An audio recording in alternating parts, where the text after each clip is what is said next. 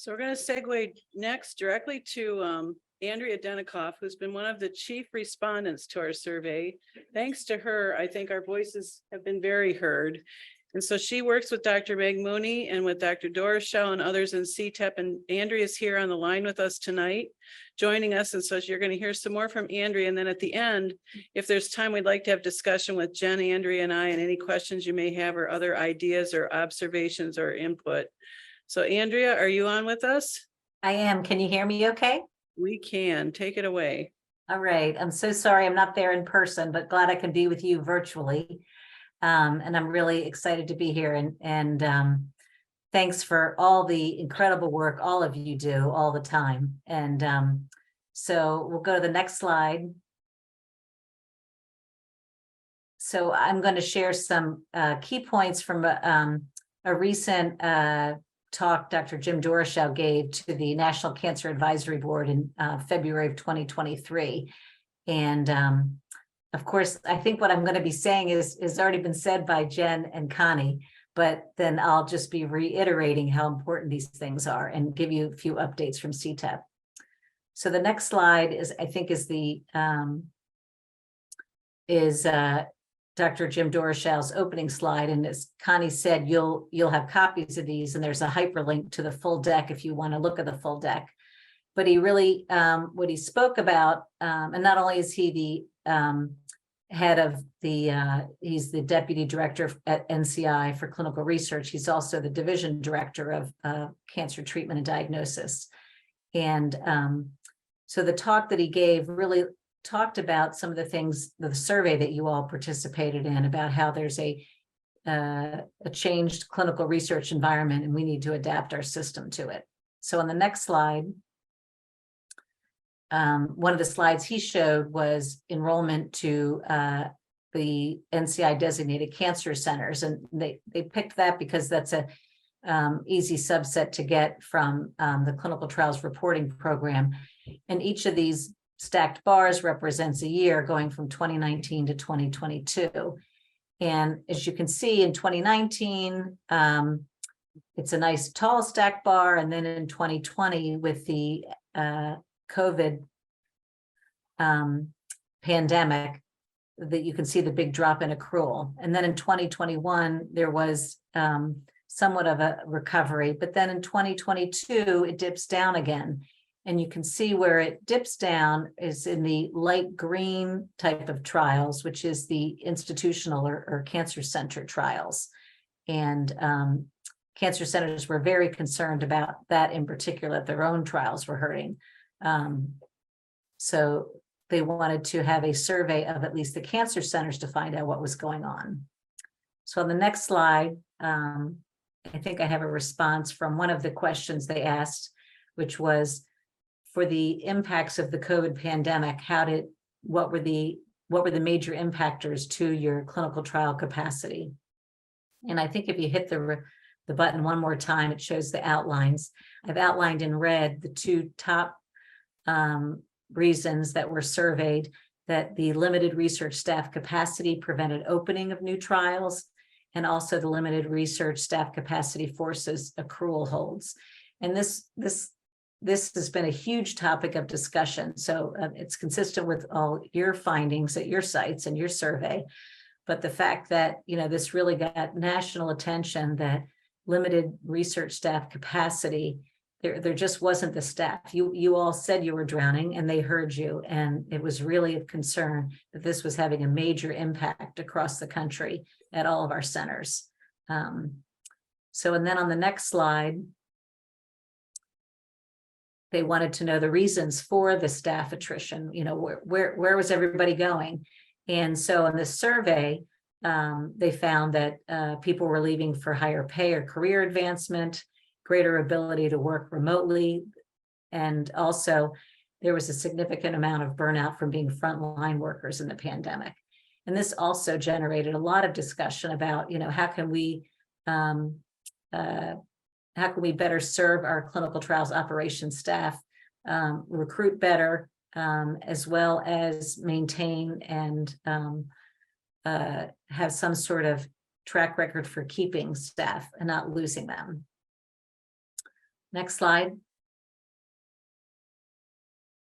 So all this sort of really had an impact on what NCI leadership and the Clinical Trials and Translational Research Advisory Committee, or CTAC.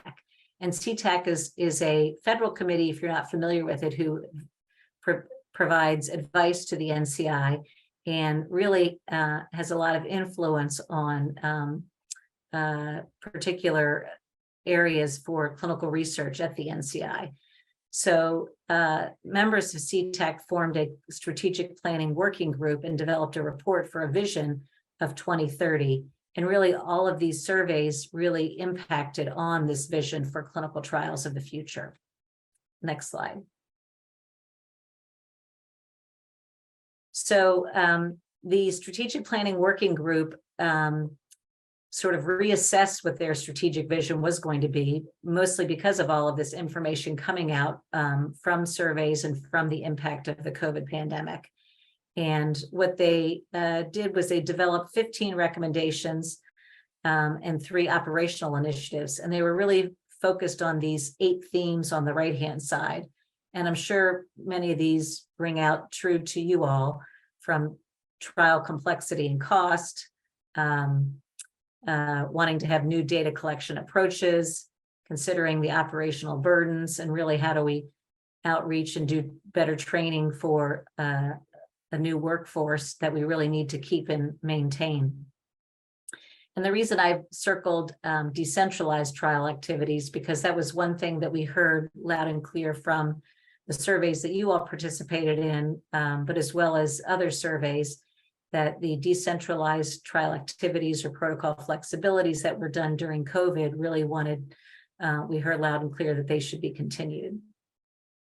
So I think that's my last slide of Jim Dorschau's slides. Let's go to the next slide. I think now I'm going to just provide a few updates from CTEP, which I think Connie and Jen have already provided. But in terms of decentralized trial activities, based on both the feedback from the surveys as well as CTAC's Streamlining Clinical Trials Working Group report on decentralizing trial activities, we've put together an NCTN working group that will develop standard language to use in NCTN protocols. And a shout out to Dana Sparks, if she's there, for being a helpful voice to encourage this to happen across the NCTN. And I've already put Jen and Connie on this committee so they can have a voice and bring your voice there. And our first meeting is scheduled, I think it's at the end of this month. So hopefully there'll be some alignment of language that will fit within FDA and OHRP regulations. So when protocol has these flexibilities, such as whether it's using local labs and imaging studies or local healthcare providers. I mean, we've all used these things in the past, but to have standard language in protocols, I think will make everyone feel a little bit more secure in doing some of these things, and especially at audit time as well. Next slide. This was already mentioned, but the EMR template expansion has happened as of March 13th, 2023. And really, your survey really made this happen. We had to go to leadership and make sure we had the staffing to do this, because this, as you all know, this takes site time. But you all had some data actually within your survey, as well as we had some sites that provided us with the amount of hours it takes to build each site to build an EMR. And it was shared with NCI leadership so that we could get TSU to build these templates. And also we do need our group colleagues to give a final review, because there are sort of the last experts or the final reviewers of these. So we make sure that the EMR templates are exactly per the protocol. And they will be updated with amendments, as we know sometimes amendments will change them. And the screenshot I have just shows the combo match SWOG protocol that the EMR templates that I've just circled, that it tells you where to find the EMR templates if you're not used to looking for them. So I do give credit to all of you for making this happen. Next slide. Another flexibility that happened during the pandemic that was very helpful, especially to our rural sites, was the shipment of oral IND agents. And we actually provided some funding for the containers to send them. And so based on the positive feedback, again, that we've received from all of you, and also from sites telling us about their patients that lived a distance from the sites, this is now a permanent policy. And I believe this month, the CTSU now on their open funding now has a separate page for them. So I think it should be a little bit easier to check off the funding to get shipping containers for the, or to pay for the shipping containers to send oral agents to patients. So hopefully this will be a continued benefit for your patients that live a distance from the trial site. Next slide. Remote consent is also the use of that during the pandemic. We received a lot of feedback. This was a positive benefit both to sites working remotely as well as patients. And after I already sent these slides in, the CRB has already updated their guidance. So this is a permanent option. And I think probably many of you have seen this email already about this. But so I'm really excited that this has happened and will continue as a permanent way to do consent when it makes it easier for you all. And the next slide.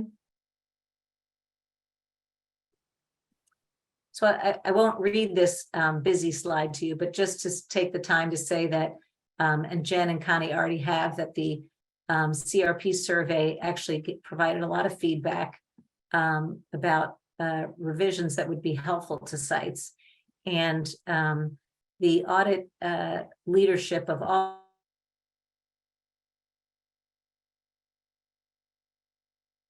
from the CRP survey. And I think it, listening in on those phone calls with the groups and all the audit chairs, I really think you made a big impact on them. And I think the idea of clarifying more things across the guidelines and having greater consistency was really heard. So again, kudos to all of you for the work that you're doing.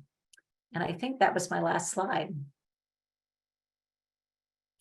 The one thing I will say is actually today I was on the first phone call of the Streamlining Data Elements Committee.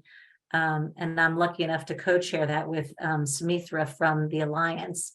And so the goal of that CTAC subcommittee or working group, I forget which it's called, will be to try to get all of the groups are involved to get a more pared down version of required data elements for non-IND studies.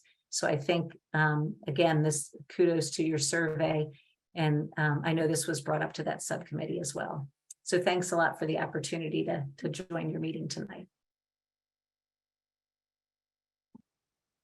So we have just a couple minutes for some questions or discussion. I don't know if anyone has anything you'd like to bring up or comments to make while we have Andrea on the phone and Jen here.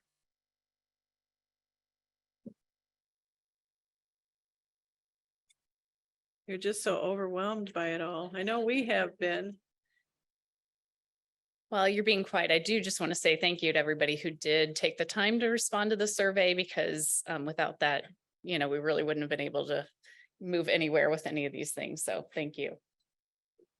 Well, if you do have questions, comments, additional insights, additional requests, feel free to reach out to Jen or I, and we'll have our contact information, and certainly anyone that on the research operations work group. I would like to thank you, Jen, for all your hard work. Jen has been the glue in this whole thing. She's kept our committee on track and held meetings and made sure we pointed in the right direction and at least said, how are we doing? And then Andrea, oh my goodness, Andrea, thank you for being our cheerleader and our voice at NCI. You have absolutely been the star of the show and helping us make sure that our voices got heard and these requests came forward in a way that has been impactful and also actionable. So thank you both for your presentation tonight and for helping move this forward. And thank you all, really. If it weren't for all the commitment that you have we really wouldn't be moving things along. So really goes to all of you and to Connie and Jen for your leadership. Thank you.